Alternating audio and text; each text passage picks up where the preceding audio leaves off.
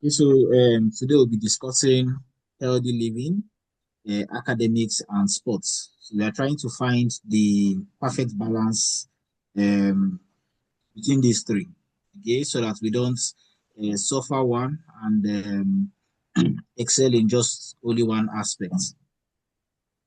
All right, so the modern student trilemma is finding the balance between academic, sports, and healthy living. Okay, today's university students face unprecedented pressure in excelling in multiple areas simultaneously.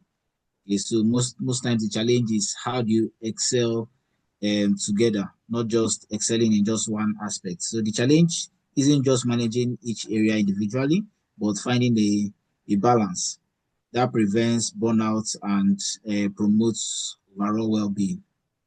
He, as both a medical professional and advocate for holistic well-being, they have witnessed firsthand how this balance can affect physical health, mental resilience, and also academic outcome.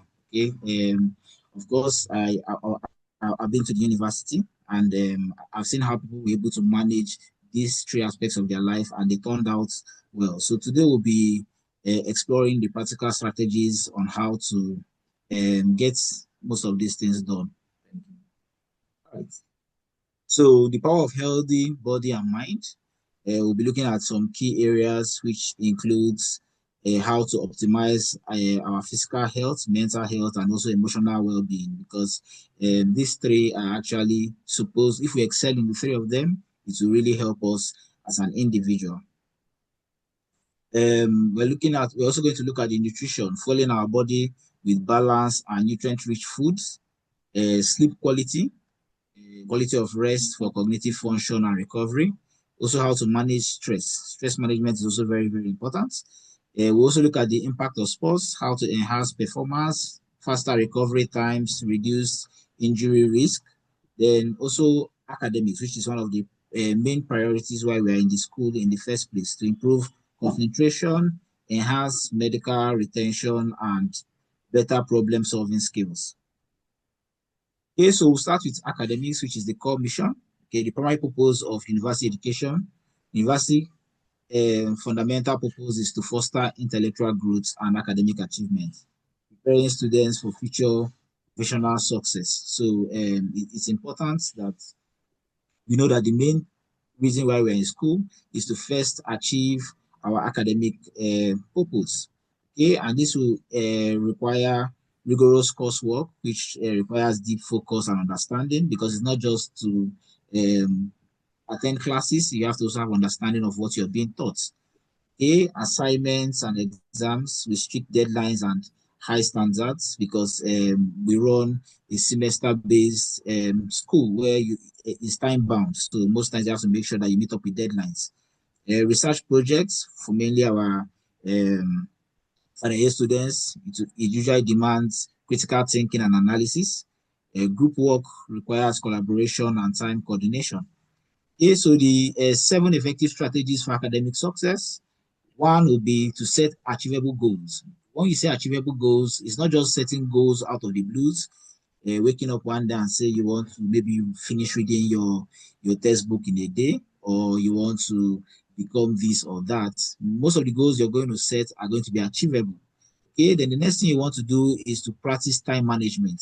One thing that we all don't have control over is time. So the way you manage your time effectively matters, because you can have a situation, if you miss doing something yesterday, it is gone. You can't have yesterday back. So you can only find a way of how to manage and bring it up with the little time you have today, to both compete with doing what you're supposed to do yesterday and what you're supposed to do today. Communicate effectively with your instructor. It's always very good that you have a very good communication with your instructor, tutor, lecturers. Okay, these are part of the effective strategies that can help you to achieve academic success. The fourth one is to keep up with coursework and meet deadlines. Okay, you don't allow any other thing to suffer the main reason why you're in school. So you have to keep up with your coursework. Um, You have to make sure you attend classes. You have to make sure you do your assignments. You have to make sure you meet up with the deadlines. There's no point submitting an assignment after the deadline has been passed. So it's always better that it's done within the time frame that you have. Preparing for exams. This is one key thing that most students don't do. You just flow with the trend and hope that one day when exam timetable is fixed, you just start running around and seeing how you can just write the exam and pass. But you have to prepare for exam even before the exam comes. Okay, so that these are part of the strategies. The sixth one will be to build connection with peers. It's always good to have a very good relationship with your peers, those in your class, those in your department, even those that are your seniors, those that are a class ahead of you. I remember when I was in Mediguri then, my senior colleagues, I usually have a very good relationship with them because some of the things that they have experienced, even some of the lecturers that they would have come across before you even get to start doing those courses, they can give you an insight that this lecturer usually likes this lecturer comes in, he can fix tests that are impromptu, and it's better you read these textbooks and all that. So building a good connection with peers is also very, very important. The last but not the least is to take care of physical and mental health. It's important. Your mental health is very important. Even abroad, most people talk about mental health issues and all that. Okay, in Africa, we don't really put so much um, uh, we don't shine so much light on mental health, but it is showing that mental health, having the wrong mental health or having a bad mental health can really affect one's development and even one's future. So it's also good that you take care of your mental health and also your physical health. Okay, so the common traps many students fall into the pattern of sacrificing sleep, nutrition, physical activities for academic pursuits, creating a cycle of diminishing return. So most times you see people, because we have other things that we are doing, we are not so engaged. We don't plan early. We don't prepare early. Close to exam time, people start doing all night reading and all that. Most people that have passed through university usually face that, but it's lack of planning that causes it. So so you see people trying to um, deprive themselves from sleep. Some people don't eat well close to exam period. Some people even oversleep. So these are challenges, okay?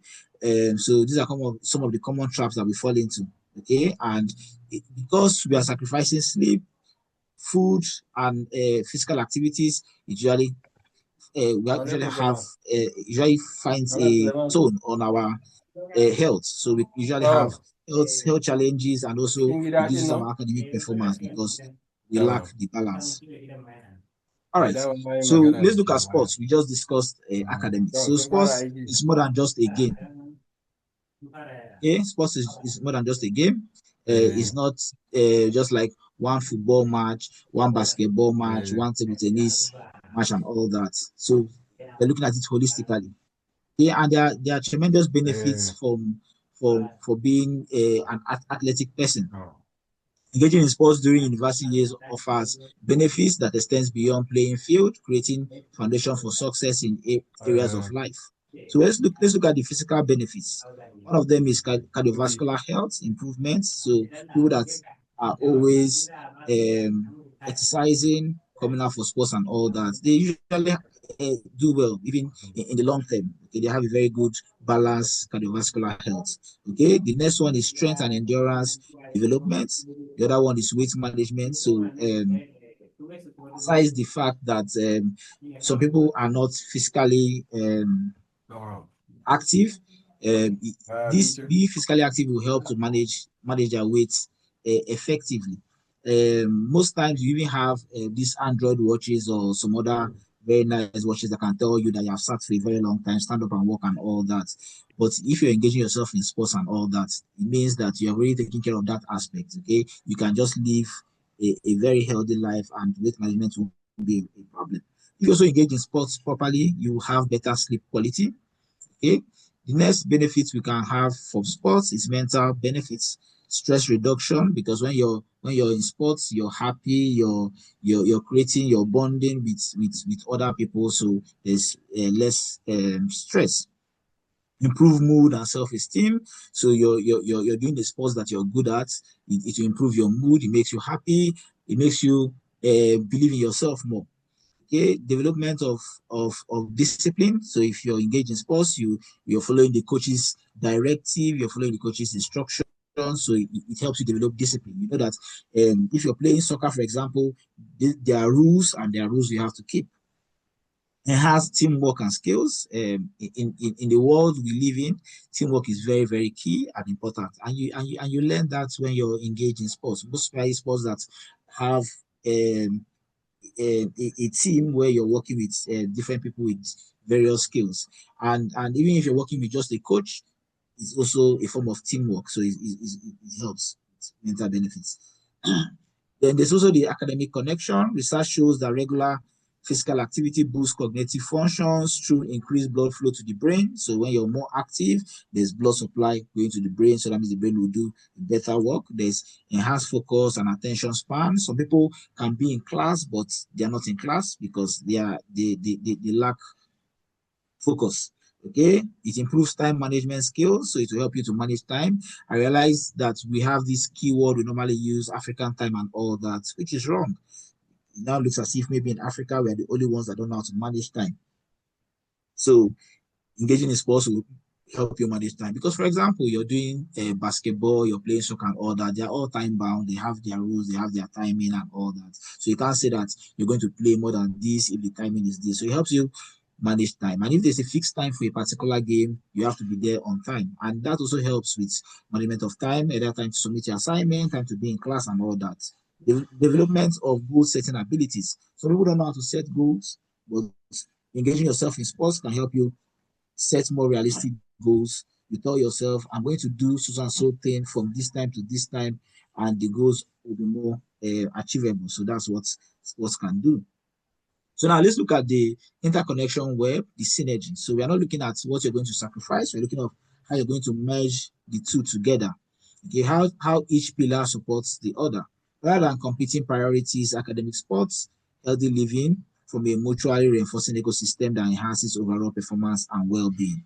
So let's look at healthy living and academics and sports. Proper nutrition, adequate sleep, and stress management provides the energy, focus, and recovery needed for both academic excellence and athletic performance. Okay, so if you eat properly, eating the right thing, because I know that most times in school we usually have this either 001 or either eating only beans, or eating just bread and all that. So if you feed properly, you sleep well, and you manage stress properly, you have enough energy, you focus more, and you have a good recovery span to take care of both your academic and athletic performance. Sports and academic, sports in relation to academic and health. Physical activity improves cognitive function, like we mentioned earlier, reduces stress, builds discipline, enhances overall physical health, and all contributing to academic success. So once you're doing the sports at the right time, managing it properly, it also boosts your overall academic success. Academic and sports and health. So when you have knowledge of physiology, nutrition, and psychology, can improve athletic performance and health practices. Why academic success opens doors for future opportunities. All right, so let's look at the strategies for balance. Time management is key. I mentioned earlier about time management, and time management is important to be able to have this good balance and synergy. The foundation of successful balance, effective time management is the cornerstone for balancing academics, sports, and healthy living. As a medical professional, I've observed that students who master this skill experience less stress and better outcome. And that is the truth. Most times, when people manage their time properly, they usually have better outcome, because time management is key. Okay, so prioritization, identify your non-negotiables, which includes adequate sleep, dedicated study blocks, and training sections. So you already know that you're a student, which is the most important thing, And because you're a student, you need to sleep adequately, sleep at the right time, have enough sleep. You must also know that sleep is not the only thing you came to do in the university.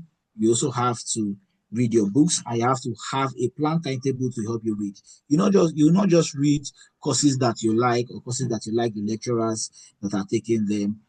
You have to read holistically. So you have to really plan, have a very good timetable and plan. Then you're also into sports. So you have to also make sure that you don't miss your training section. So these are non-negotiables. These are things that you have to prioritize. You when you prepare your timetable, let the timetable be holistic. Let it have everything in it. Okay. Then scheduling is the next thing. Scheduling. So you create a realistic weekly schedule that blocks time for academics, sports, and self-care. Okay, so you have to make sure that when you're scheduling it, all your schedule should fall within the timing. So just like we mentioned about timetable, you make sure that your schedule points out to academics, sports, and taking care of yourself. Because remember that you being healthy is also key. So the next one is flexibility, building buffer time into your schedule to adapt when unexpected events arise. So even when you're preparing your timetable, don't be so rigid. Don't make, like we mentioned earlier, don't set unrealistic goals. So you have to arrange your timetable in such a way that there can be some free times where if anything comes up, it doesn't disrupt your whole timetable. Because most times people can plan, okay, I'm going to reach, let's say, for example, from 11 p. From let's say 7 p.m. to 11 p.m. and maybe something comes up, maybe somebody comes to visit and all that, and they now have to discuss with the person gist all day, and that particular schedule is gone. So you have to have a little flexibility in preparing your timetable, because we are looking at time management. Two, you have to leverage digital calendars, time tracking app, reminder system to stay organized. Just like coming to give a talk like this, I have to schedule it in my calendar to be sure that I don't miss the timing for the lecture. I have to get pop up like 30 minutes before the time and all that. So you should have an alarm clock that helps you. So, for example, you're into sports, you have to have a timing. If you're going to the gym, for example, there should be maybe on Thursday, this time to this time, and your alarm should be able to remind you of that, and you should make sure that you follow through with that. So that's where the tools come in. Okay, so let's look at practical tips for healthy living on campus. Small changes, big impact. Okay, so university life presents unique challenges to maintain healthy habits. There are practical strategies that fit into busy schedules. Okay, so one, nutrition. So meal preparations on weekends. So you can decide, okay, fine, because of how my week is going to be, let me prepare most of my meals weekend and just have to maybe microwave it and all that. Keep healthy snacks accessible. Stay hydrated with a reusable water bottle. So make sure you don't compromise with water. Make sure you're always hydrated. Okay. Sleep hygiene. Consistent sleep schedule. It doesn't mean consistent sleep schedule means that you will not be sleeping every time of the day, because sleeping too much is also not a very good one. Create a relaxing bedtime routine. Limit screen time before bed. This is very key. Sometimes people plan and put in their schedule that they're going to sleep by, let's say, 9 p.m. and they'll be maybe on WhatsApp or Facebook and all that. As they are gisting, pressing phone and all that, they might just continue, and before you know it, they are there till 12 o'clock, 1 o'clock, and the sleep that they went to sleep early, they didn't finally get it. Hydration, aim at 2 to 3 liters daily. Make sure you're always drinking water. There are some nice watches that can tell you maybe after every hour, drink water and all that, take a glass of water and all that. So, but make sure you're always rehydrated. Infuse water with fruits for flavor. Monitor urine color. Also look at stress management. 5 minutes meditation break, so you can have meditation every 5 minutes every day. You can wake up in the morning, before you touch your phone, just have meditation, plan your day in your head, envision what you want to see in this life. Regular outdoor time. Most students are just used to being indoors. They don't go out. They're always with their phone or playing video games inside, discussing with people inside. They don't have outdoor timing or outdoor events, except maybe when they want to go for lectures and all that. And so sometimes, like during COVID period, people are having lectures even on their system and all that. It makes most people not to even go out at all, which is actually really bad. Sometimes just going out and having a little discussion with somebody, not like gossiping or gisting the whole day, but just having a little discussion with somebody can relieve stress. Connect with supportive friends. Try as much as possible to avoid people that are very negative or pessimistic.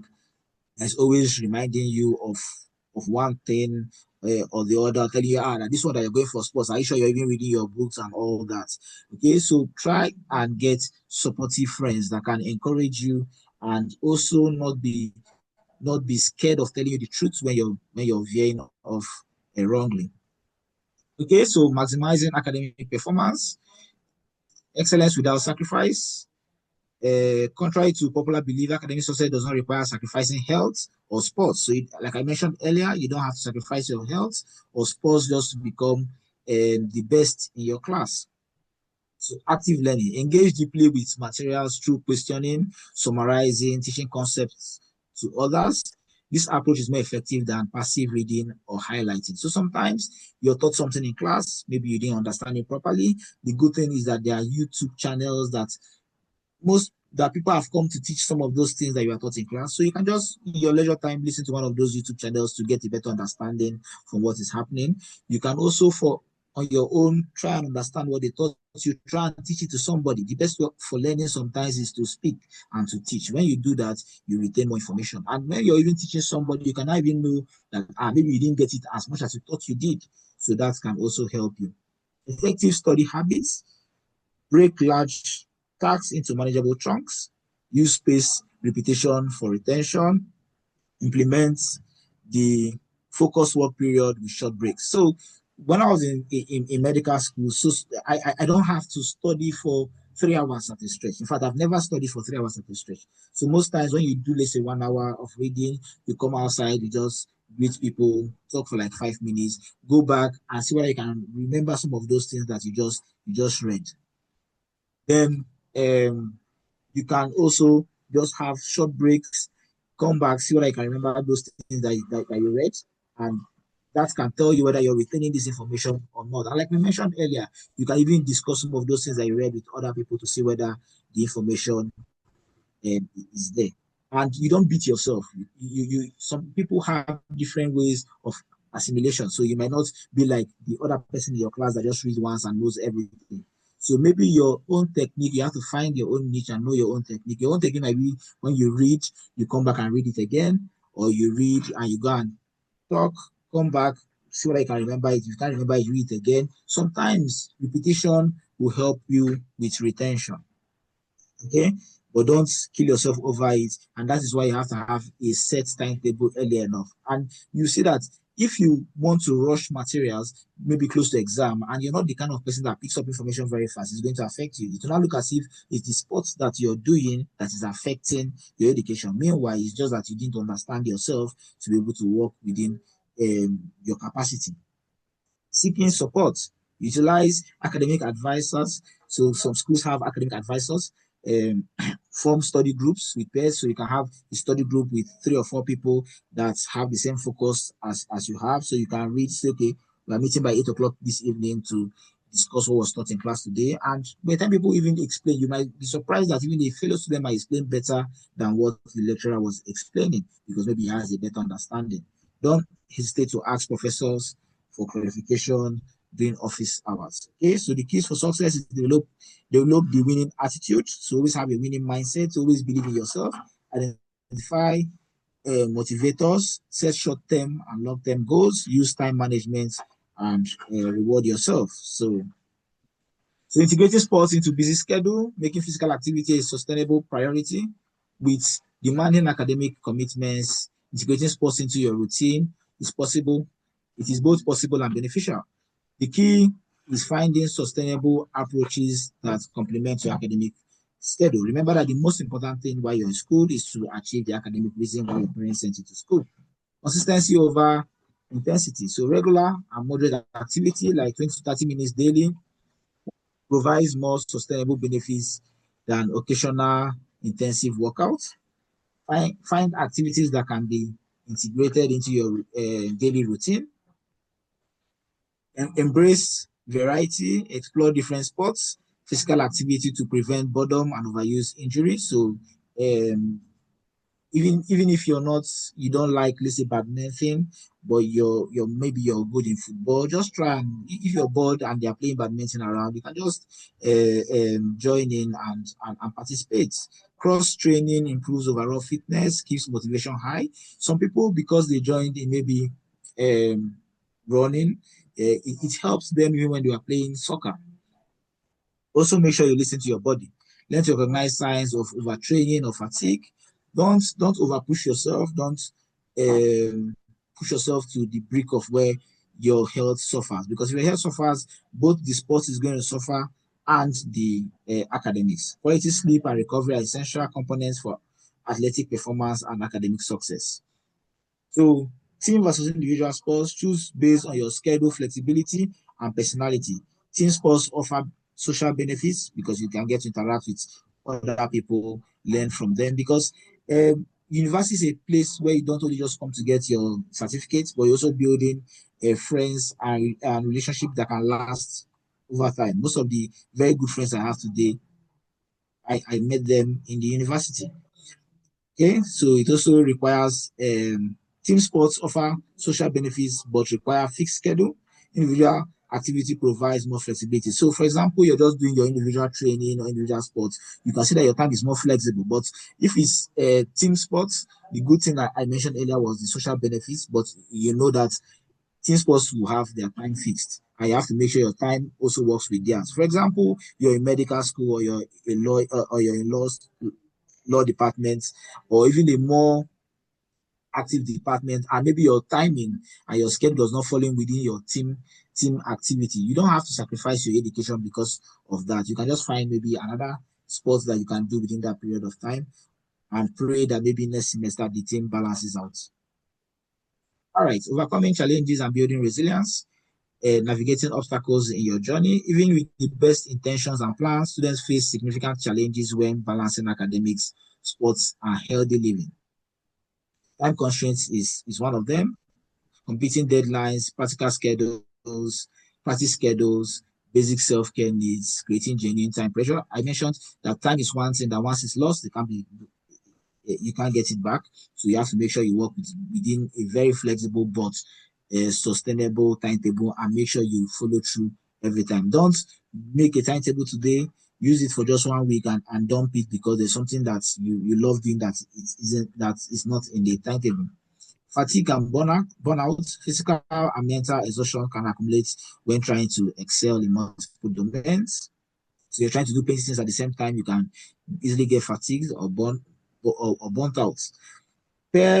Social pressure, peer influence may push students towards unhealthy choices and unrealistic expectations. So sometimes you have to know the kind of friends you keep. Some friends can be very negative.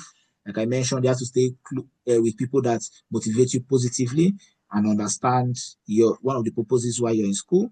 And don't stay with students that don't even know why they're in the school in the first place because they can make you do some things that are not within what you want to achieve in school and make you live some kind of life that you might end up regretting in the future. So building resilience, embrace setbacks as learning opportunities. So don't beat yourself down maybe because you played soccer or played a particular game for your school and you lost. Usually use it as a learning curve. Practice positive self-talking. Talk to yourself positively. Tell yourself where you want to be in the next few years. Talk to yourself positively even after a negative event. Focus on progress, not perfection. Make sure that you're progressing each day as it comes. Don't try to be perfect at once because it takes time. Support system, connect with mentors and coaches, utilize university counseling system and services, build a community of like-minded peers. I've stressed this and I hope we just keep to that. Make sure that you have people that are of the same like minds, not somebody that came to do something else or somebody that is just here because the parents forced the person to be in school. All right.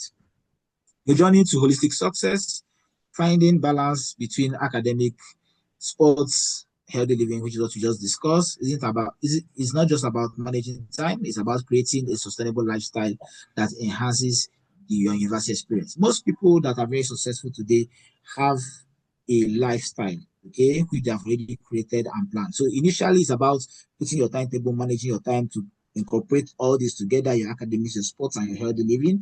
But with time, it becomes a lifestyle, okay? So the key takeaways from our lecture today is balance and synergetic, not a zero-sum game. Healthy habits fuels both academic and athletic performance. Effective time management is the foundation. Quality over quantity in studying and training. We have discussed that. Thank you very, very much. If there are any questions, I'll be here to attend to them. Thank you so much, Doc, for this robust presentation you just gave us. We would use at least 5 to 6 minutes to take questions, but I'll throw one to the house and to you as well, Doc. Please, could you just give us life experiences with your expertise on how to handle and balance, self-care, sports and academics? Because we're now currently in an age of the digital age where people either want to make it quick or they want to use a shortcut to get there. So please, Doc, you have the floor. So, the thing with there's very much for different things. For example, second semester is where you have most activities in those universities.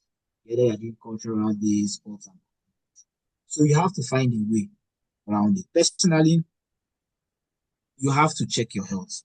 We have had situations where people were working and just collapsed and all that. So if there is a health clinic in your university, at least, even if it's once a month, check your BP. If possible, just do routine check sugar level and all that. The second thing is about screen time. Most of us were in the digital age. We all want to be pressing our phone and all that. Even in classes, you see people pressing their phones. But I think the best thing is that you should have a timing. You should say that you can say, for example, if I wake up in the morning by 6 o'clock or 5 o'clock in the morning, the first thing I should do shouldn't be to touch my phone and be on social media. I should do some routines, either you're praying, meditation, and all that before you start engaging your phone. And you can say, okay, from 10 o'clock in the night, I shouldn't be on my screen so that I'll be able to sleep well. Because the problem most students have is that their sleeping time is deprived, and nobody is depriving them of their sleeping time except them themselves. So you have to find a way to balance that. Then sports. Sometimes we want to engage in sports. Sometimes we just overdo it. So that is why we have to really have a timetable. Okay.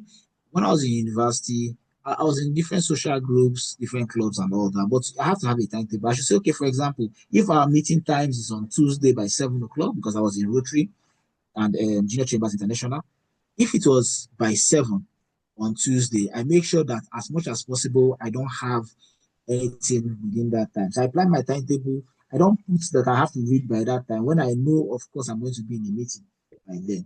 So, because if you say you're going to read by that time and you're in that meeting, you have already disrupted your reading calendar.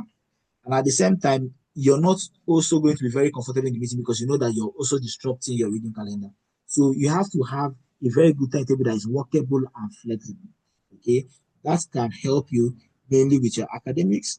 It can also help you make sure that you're also attending the right sports using your calendar. For example, those that are in medicine might not be able to engage in all the sports for those that are in maybe other courses because of their calendar, their school, their normal academic calendar. Because imagine you went to play football for the school and you even won the game and you came back and realized that you have missed all the tests for a particular course.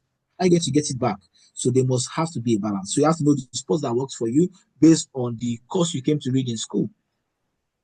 Then after, if that sport is your passion, when you graduate, you can still fall back to it. Or you can find another training time. For example, lectures is 8 to 4 or 8 to 5. You can say, okay, I'll just train with the team. If they're going to train by 6 o'clock, maybe 6 to 7.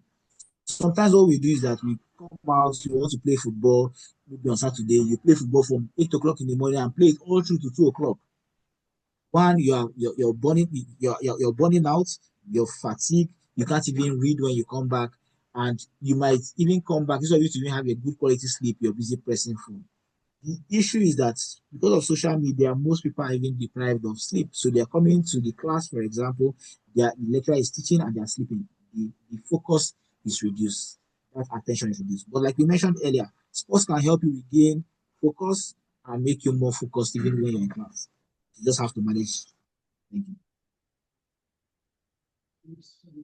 Thank you, Doc. Please, if you have any question at all, we would welcome all questions. Please just drop them in the chat box. We would look at them. Yeah, Doc, I am looking at the healthy living. I have a question Okay. for Dr. Emen. Yes, continue, please. Shall I go Yes. ahead? Yes, Good please, you evening. can.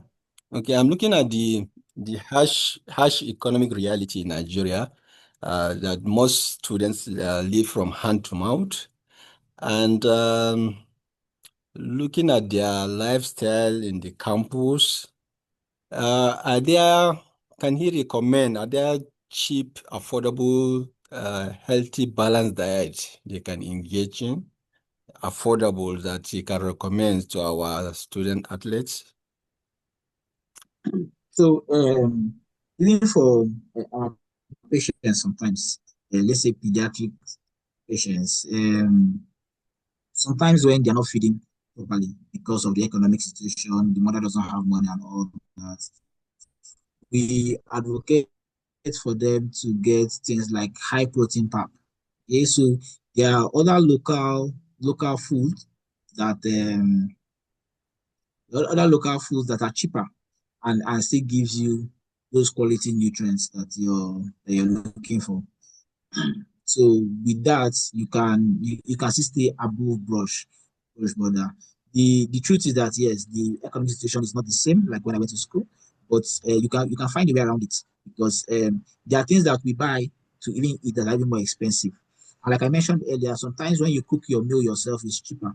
And I said if you can engage in making those meals weekends. But you can also have situations whereby maybe the student doesn't have a fridge and all that. So the student can also make a little sacrifice of waking up earlier than the normal time. You're supposed to wake up by 6 o'clock for a lecture by 8.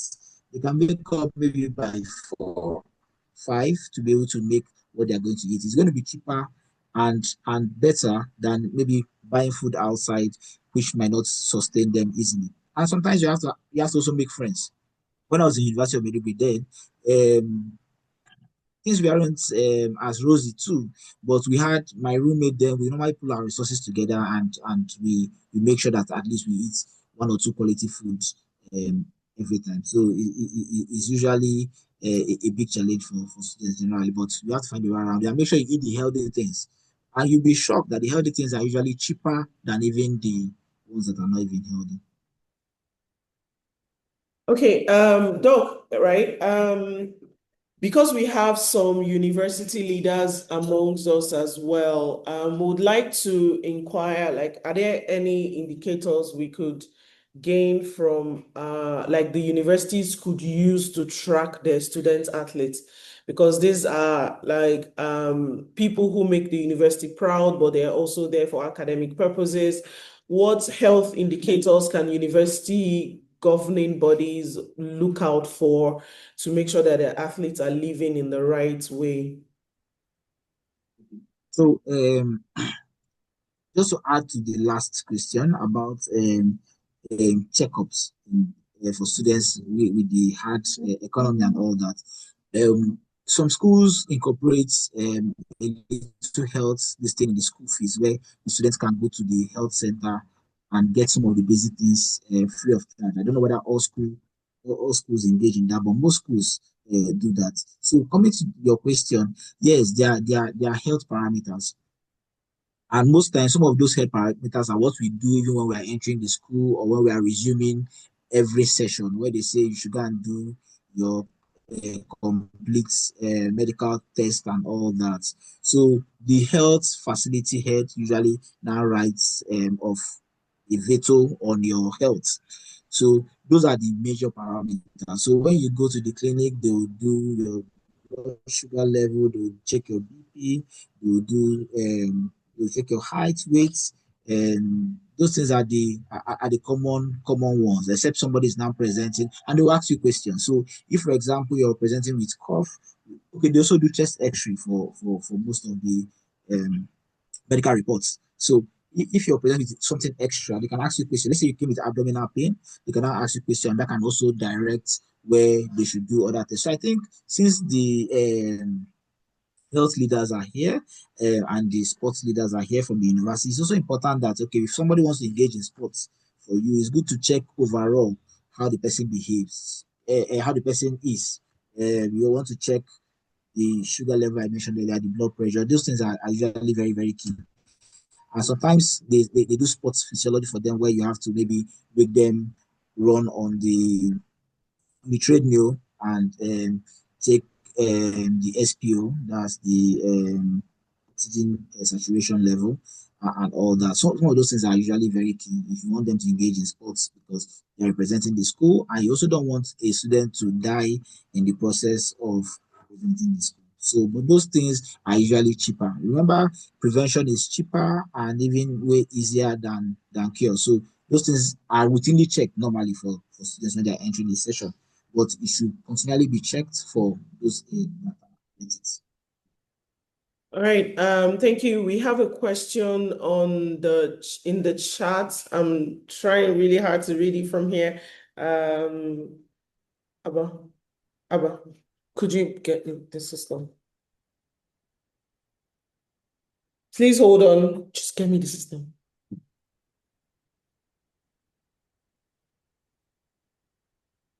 Okay, so we have a question from Wisdom. Wisdom says, if I may ask, what should be the time range for training in the morning and by evening, if at all we are to train twice daily for volleyball sport?